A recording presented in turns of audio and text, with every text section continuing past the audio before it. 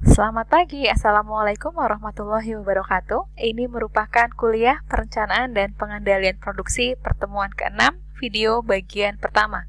Sebelumnya, kita sudah mempelajari tentang berbagai metode untuk peramalan. Kita juga sudah belajar bagaimana cara memilih metode mana yang paling baik berdasarkan dari nilai error dan juga dari nilai tracking sinyal. Kemudian, setelah kita dapatkan hasil peramalan yang terbaik, next step-nya apa? Di sini kita akan bahas next step-nya dari peramalan, yaitu perencanaan agregat. Dalam pertemuan kali ini, kita akan bahas tentang pendahuluan dan apa itu metode agregasi. Nanti di video kedua, baru kita akan bahas tentang bagaimana cara melakukan agregasi permintaan. Kita mulai dulu dari langkah-langkah dalam perencanaan produksi. Kita peroleh data permintaan dari pasar, dari toko, berdasarkan hasil report penjualan mereka. Kemudian kita lakukan peramalan untuk mengetahui berapa besar jumlah permintaan di waktu yang akan datang. Ini sudah selesai kita lakukan. Sekarang kita masuk dalam proses perencanaan agregat. Tujuannya apa? Kita sudah tahu hasil forecastingnya. Kemudian kita mau hasil forecasting ini kita eksekusi untuk proses produksi. Supaya proses produksinya itu bisa berjalan secara efisien, dari sisi biaya, maka kita perlu melakukan perencanaan agregat. Dalam perencanaan agregat ini ada beberapa hal yang perlu dipertimbangkan. Mulai dari tenaga kerjanya berapa banyak, bagaimana pemanfaatan raw material atau bahan baku, lalu bagaimana mengelola inventory, dan juga bagaimana kita bisa memanfaatkan kapasitas dari perusahaan lain, atau kita melakukan subkontrak. Dari 4 faktor ini, kita akan coba atur dia, kita hitung dia, supaya nanti biaya produksinya yang digunakan untuk memenuhi demand pada forecast yang kita buat itu bisa lebih rendah biayanya. Nanti hasil dari perencanaan agregat, kita akan gunakan hasilnya ini untuk penyusunan jadwal induk produksi atau Master Production Schedule. Master Production Schedule ini yang nanti akan menjadi dasar untuk perhitungan MRP, Material Requirement Planning. Penyusunan jadwal induk produksi ini akan kita pelajari nanti setelah UTS. Kemudian untuk penyusunan MRP-nya ini akan dipelajari di mata kuliah lain, yaitu mata kuliah sistem produksi. Dari situ nanti baru akan masuk ke detail work schedule. Ini juga sama dipelajari di mata kuliah sistem produksi. Dari sini Anda bisa lihat bahwa hasil dari forecasting ini akan digunakan kemana-mana hasilnya. Mulai dari agregat planning, bikin jadwal induk produksi, melakukan pemesanan untuk material requirement planning, dan untuk mengatur jadwal produksinya seperti apa. Oleh karena itu, forecasting ini perlu sangat hati-hati. Sekarang kita masuk ke tahapan perencanaan agregat. Kita coba review kembali. Sebelumnya kita sudah pelajari dengan berbagai metode, lebih banyak dari ini yang sudah Anda pelajari. Lalu Anda hitung berapa mean errornya, berapa mean absolute deviation, mean square error, mean absolute percentage error, nilai tracking sinyalnya seperti apa, dan hasil forecastnya seperti apa. Kemudian dari sini Anda menentukan, oke, berarti metode terbaik atau metode peramalan yang bisa kita percaya untuk menjalankan proses produksi adalah hasil dari metode peramalan terbaik yang memberikan nilai error terkecil, dan hasil dari perhitungan errornya itu berada pada nilai TS dalam batas kontrol. Setelah kita ketahui ini, misalnya metode terbaiknya adalah salah satu metode, katakanlah yang terbaik adalah metode A. Setelah kita tahu hasil forecast dari metode terbaik, next-nya apa? Di sini akan kita pelajari bahwa setelah dari hasil forecast ini, kita akan melakukan agregasi atau penggabungan data dari peramalan untuk mengatur jalannya proses produksi. Misalnya di sini, kita dapatkan hasil demand. Ini adalah demand aktualnya 1 sampai 11. Yang kita gunakan dalam latihan sebelumnya, lalu Anda melakukan forecasting, hasil forecastingnya adalah periode 12 sampai 15. Hasil forecast ini yang mau kita tentukan bagaimana proses rencana produksinya. Setelah kita mengetahui hasil dari peramalan permintaan, maka perusahaan atau si pabrik dia perlu merencanakan bagaimana caranya menyusun jadwal produksi. Kita udah tahu berapa permintaan yang akan ada di pasar pada beberapa periode berikutnya, terus rencana produksinya seperti apa, kapan harus dibuat, kemudian berapa banyak harus dibuat per periodenya. Ini yang dipertimbangkan dalam perencanaan agregat. Dalam perencanaan agregat, kita akan mencoba untuk menentukan jumlah barang yang mau diproduksi, kapan proses produksi akan dilakukan untuk bisa memenuhi permintaan sesuai dengan apa yang diramalkan. Bagaimana caranya kita bisa melakukan penentuan jumlah dan produk ini?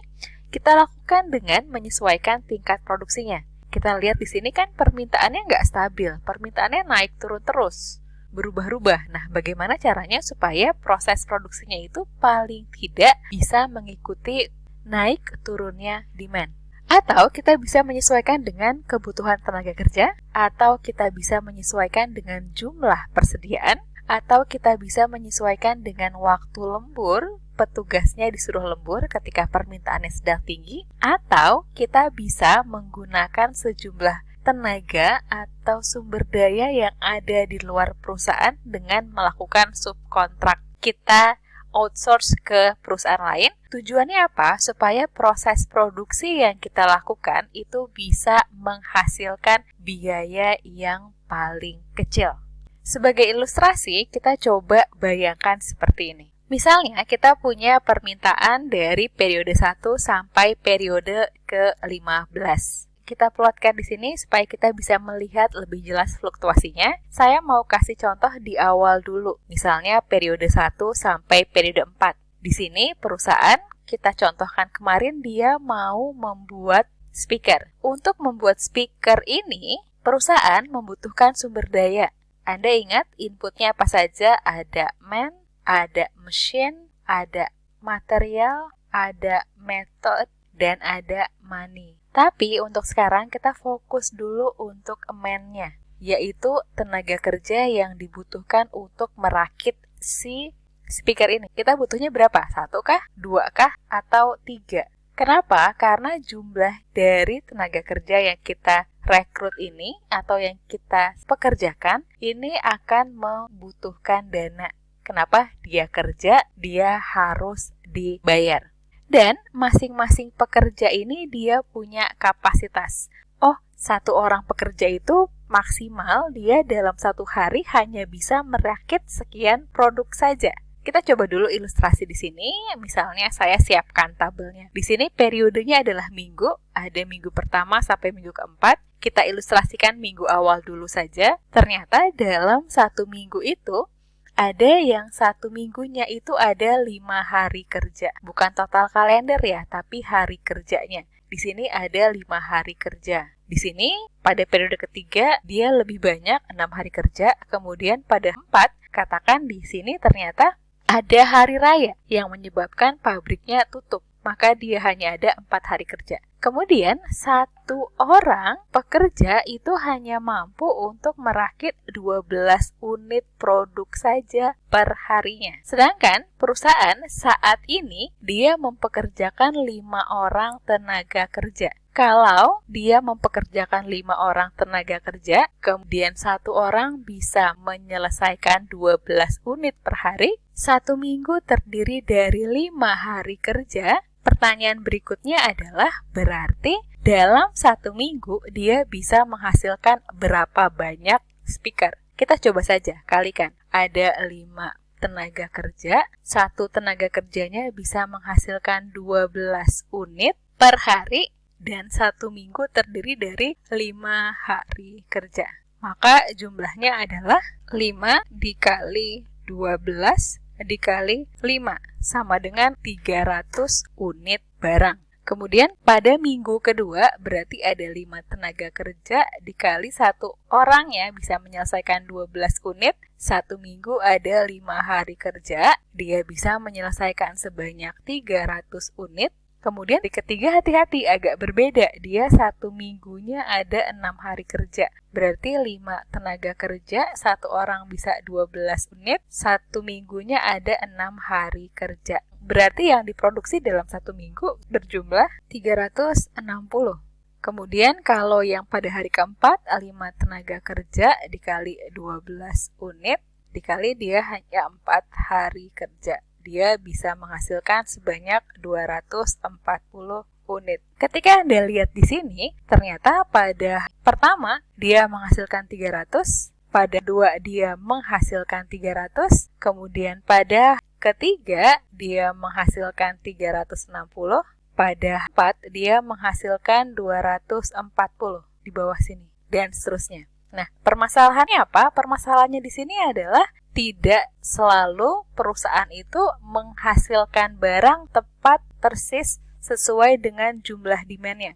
Masalahnya ada 2, antara kelebihan atau kekurangan. Kalau misalnya di sini dia menghasilkan 300 unit, kemudian permintaannya hanya 290, artinya kelebihan. Di sini juga dia buatnya 300 unit, kemudian dia barang demand pada saat itu hanya 273, berarti kelebihan. Kalau dia kelebihan barang, artinya barangnya harus disimpan. Kalau barangnya harus disimpan, maka dia harus mengeluarkan dana untuk menyimpan barang. Anda simpan barang di gudang, maka muncul biaya di sana untuk perawatannya, untuk sewa gudangnya, dan lain-lain. Tetapi ketika misalnya di sini dia memproduksi banyak barang sebanyak 300 unit, ternyata permintaannya ada banyak nih. Permintaannya ada di angka 373. Kurang banyak, kurang 73 unit. Kalau misal kekurangan gimana? Oh, kita tambah aja tenaga kerjanya. Masalahnya adalah kalau Anda mau nambah tenaga kerja, berarti kan Anda harus melakukan rekrutmen, seleksi, latih lagi, supaya dia bisa bekerja sama dengan teman-temannya yang lain, maka ini juga akan membutuhkan biaya. Dalam perencanaan agregat, kita coba untuk mengatur bagaimana caranya dengan keterbatasan produksi yang kita punya, gimana supaya kita bisa memenuhi permintaan yang ada di pasar, supaya biaya yang kita keluarkan untuk proses produksinya ini bisa kita tekan serendah mungkin. Karena apapun yang kita lakukan itu pasti ada konsekuensi biayanya. Sekarang kita tinggal pilih mana nih yang bisa memberikan konsekuensi paling kecil. Kemudian kita lihat lagi dari tujuan perencanaan agregat. Kalau dari apa yang kita gambarkan tadi, berarti tujuan dari perencanaan agregat ini apa? Yang pertama adalah kita mau menyeimbangkan kapasitas dan juga persediaan yang kita miliki sebagai input untuk perencanaan keuangan, pemasaran, dan produksi. Tadi di sini kita punya proses produksinya dan kita punya demand-nya. Bagaimana proses produksi yang kita buat di sini? Apakah kita mau nambah orang atau apakah kita mau bikin banyak dulu aja? Nanti simpan, itu mana yang lebih mungkin dilakukan dan mana yang bisa memberikan biaya paling murah. Karena intinya adalah seluruh demand harus terpenuhi. Dari tujuan perencanaan agregat ini akan juga menjadi dasar dalam penyusunan jadwal induk produksi. Nanti ini kita bahas, ini baru kita akan bahas nanti setelah UTS. Kemudian kita akan hitung juga bagaimana caranya dengan cara kita mengelola sumber daya tadi, tenaga kerjanya dan juga persediaannya, kita bisa meminimasi biaya. Kalau biaya dapat kita minimasi, maka profitnya otomatis akan meningkat. Kemudian kita akan mencoba untuk memaksimasi tingkat pelayanan. Bagaimana tadi seluruh demand yang kita miliki ini dapat terpenuhi. Kalau seluruh demand dapat terpenuhi, maka service level dari perusahaan akan meningkat. Lalu kita mau coba bagaimana bisa meminimasi persediaan. Kenapa? Kalau minimasi persediaan atau inventory ini dapat kita tekan, maka cost dari inventory-nya ini akan otomatis rendah juga.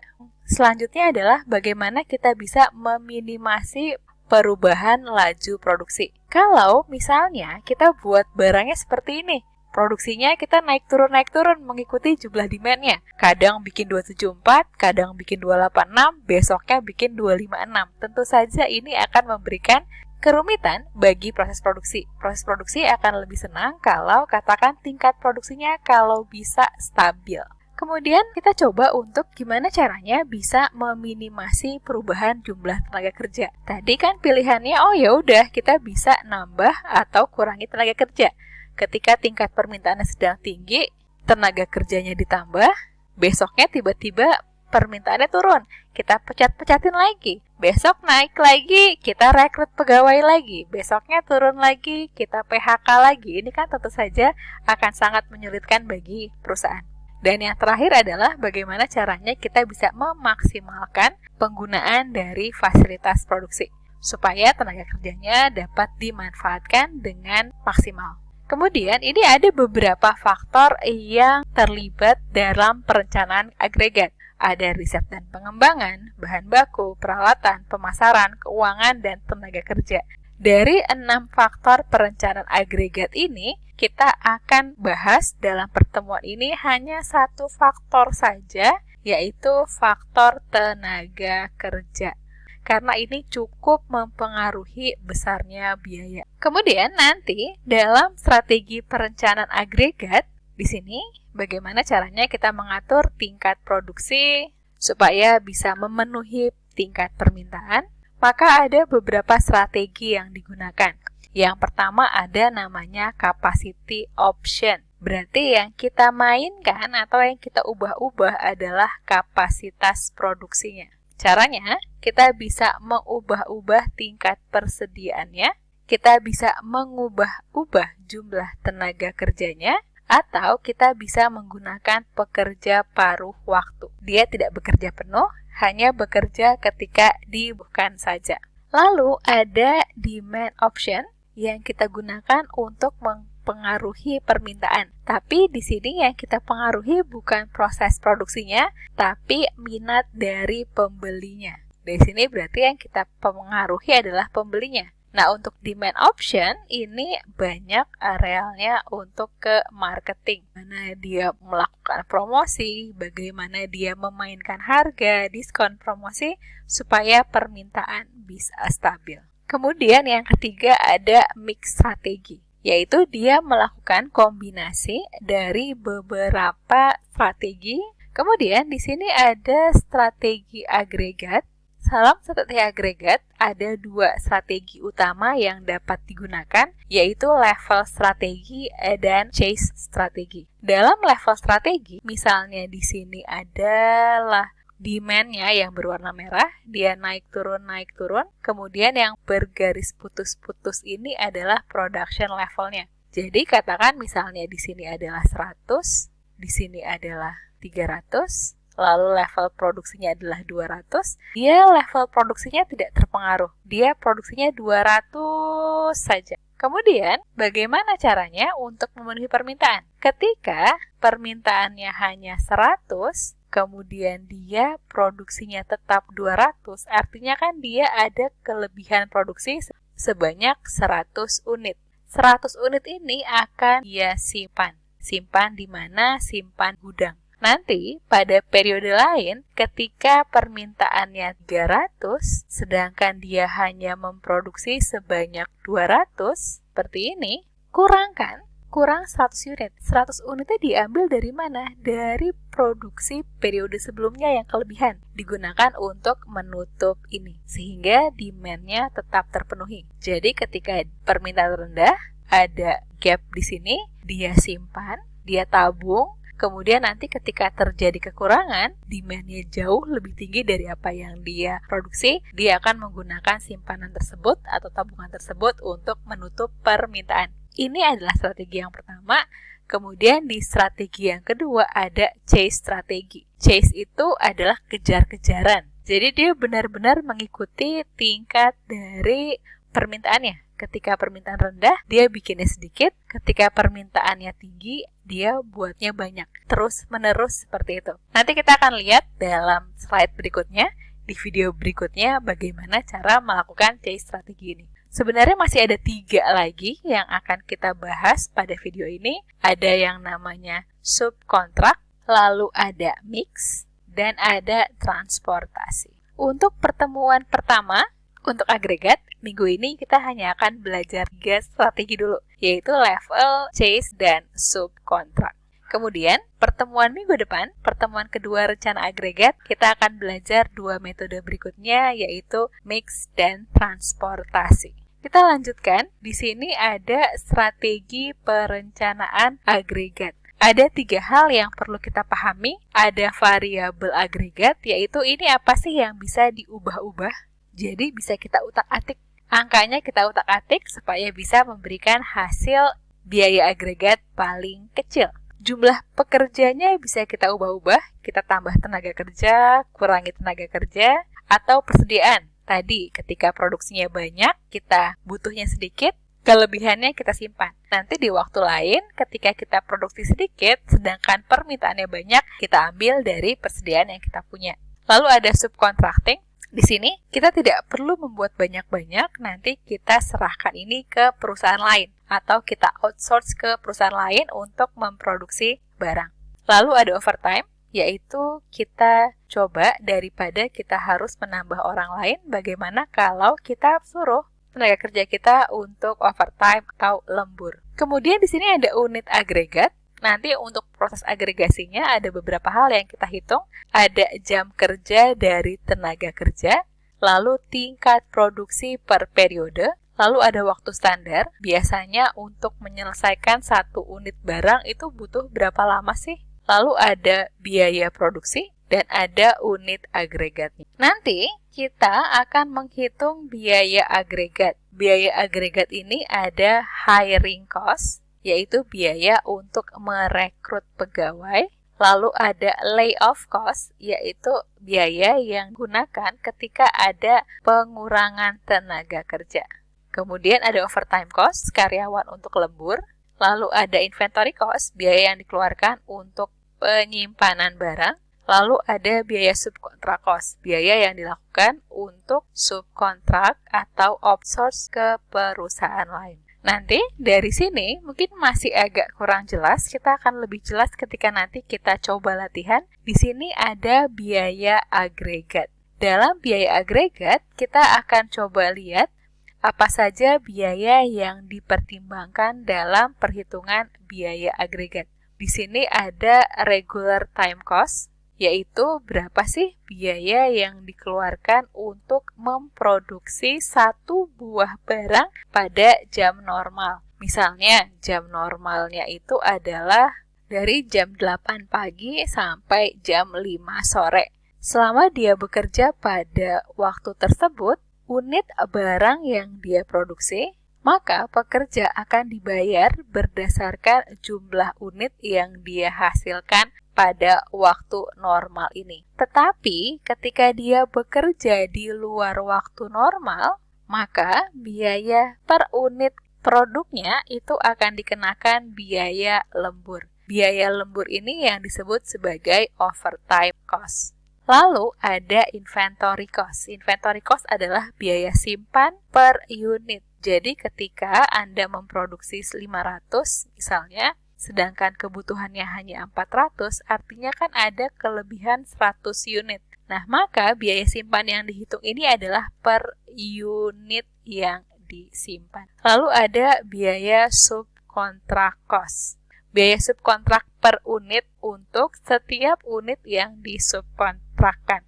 Misalnya, Anda punya permintaan sebanyak 500 barang, kemudian kapasitas dari pabrik Anda hanya 400. Artinya Anda kekurangan 100 unit yang harus dipenuhi untuk memenuhi permintaan pelanggan. Perusahaan udah nggak mampu, perusahaan udah nggak sanggup lagi. Kapasitasnya sudah terpakai penuh. Bagaimana caranya? 100 unitnya Anda beli dari perusahaan lain yang bisa kita request untuk memproduksi barang yang sama dengan apa yang di perusahaan buat. Lalu ada hiring cost, yaitu biaya untuk meng-hire atau merekrut pegawai. Jadi katakan awalnya dia cuma punya 5 tenaga kerja.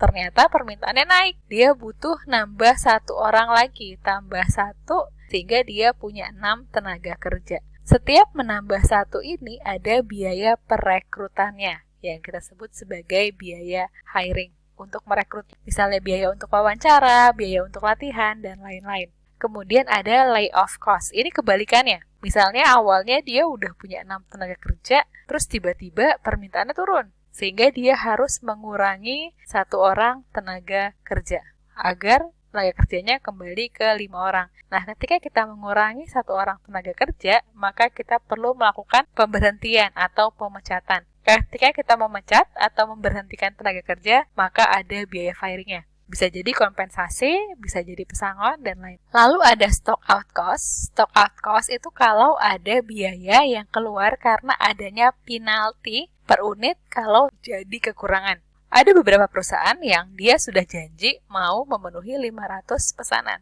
Ternyata dia hanya sanggup 400. Karena dia tidak bisa memenuhi janjinya, maka setiap dari unit yang tidak terpenuhi ini akan dikenakan denda.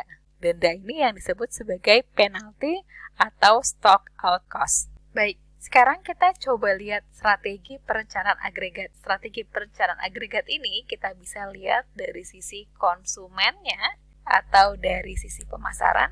Ini ceritanya adalah konsumennya, yaitu pengguna dari speaker yang kita buat. Atau kita juga bisa lihat dari produsennya, yaitu produsen yang buat si speaker. Dari sisi konsumen atau dari sisi pemasaran, kita bisa gunakan dengan mempengaruhi tingkat permintaan. Bisa dilakukan promosi, gunaan iklan, atau bisa melakukan pemesanan tertunda, misalnya dengan inden. Tapi untuk sisi pemasaran, ini kita nggak usah bahas. Ini biarkan teman-teman kita yang MPIE yang memikirkan hal ini. Sekarang kita coba lihat dari sisi produksinya saja. Dari sisi produksi, kita bisa gunakan variasi tingkat persediaan dengan tenaga kerjanya tetap tidak berubah-ubah. Kita hanya mainkan dari sisi tingkat persediaan saja yang disebut dengan metode level. Kemudian kita bisa juga menggunakan variasi jumlah tenaga kerja. Nanti kalau misalnya ada peningkatan permintaan, kita nambah orang.